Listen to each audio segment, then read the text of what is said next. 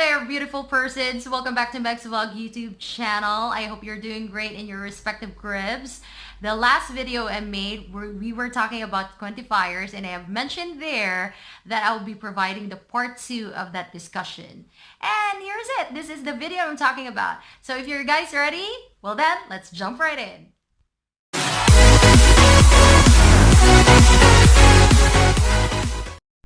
Do you ever get confused on when to use a some and any? Often, quantifiers can cause difficulties for learners, and there are numbers of exceptions that can cause confusion. In this lesson, we will be looking on the rules for some and any, and we are going to see examples that illustrates the differences and the potential errors in use. In this video, we will be discussing the basic usage or the general grammatical rules for some and any, so that students will appreciate that it is not just the general rules that you can use a some and any, but at the same time, there are other ways to use them. And for the complete and exact explanation, I suggest you stick around until the end of this lesson because there are exceptions to these rules that you need to know, and I'll be explaining to you in a little bit. To begin, some and any, we use them before plural or uncountable noun. And it is used to state a number or a certain amount of something which we don't actually exactly know how much or how many.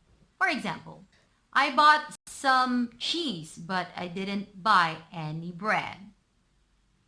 I have my camera with me, but I didn't take any photos.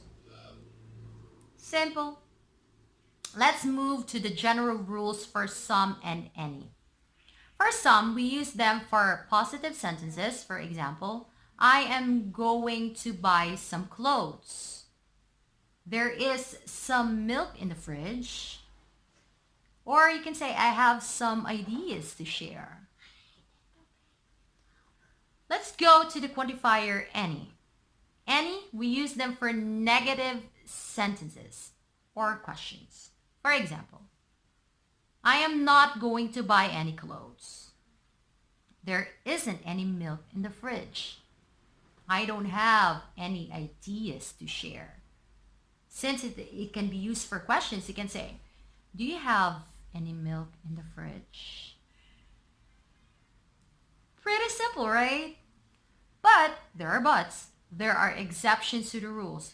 Whatever lessons or topics in English, you cannot avoid the exceptions to the rules.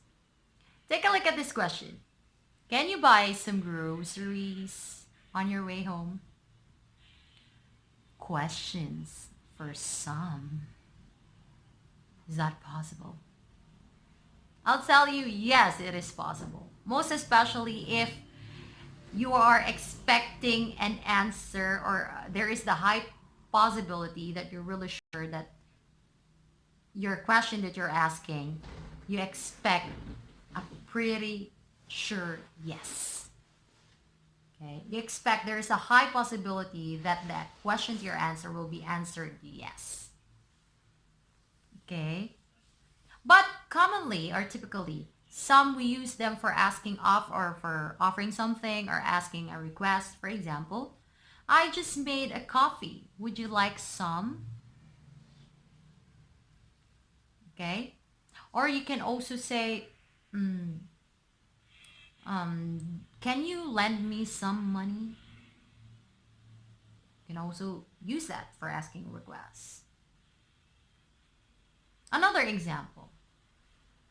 For example, take a look at this, another question. Do you want some milk on your coffee? You can ask that. As long as your purpose of asking is that this question, you can say, do you want some milk on your coffee? Which means you're pretty much sure that the person would say yes. But if you're going to ask, do you want any milk for your coffee? Which means you're not really sure if the person will be saying yes. You don't have any idea at all. You're just offering something. Got the difference? See the difference? Okay, now let's move to this rule or the exception number 2 for any. For any, as I have mentioned a while ago, any, you can use it for uncountable or plural nouns. But there are exceptions, as what I have said. And any, in this exception number 2, any, you can use them for affirmative sentences or positive sentences with a singular noun as long as the way you say it is, it doesn't matter which one or which is which. It doesn't matter. For example, you can grab any shirt you like.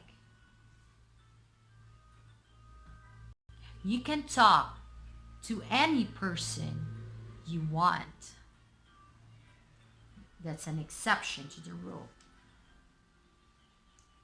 Get it? Okay, now let's move to the third exception. I have mentioned again, I have been emphasizing that any, you use them for negative sentences. But sometimes you can use them for positive sentences with the negative meaning. For example, if you use any with the word hardly, never, or without. For example, there's hardly any petrol in our car. We need to go to the garage. Negative. Positive sentence, yet negative meaning.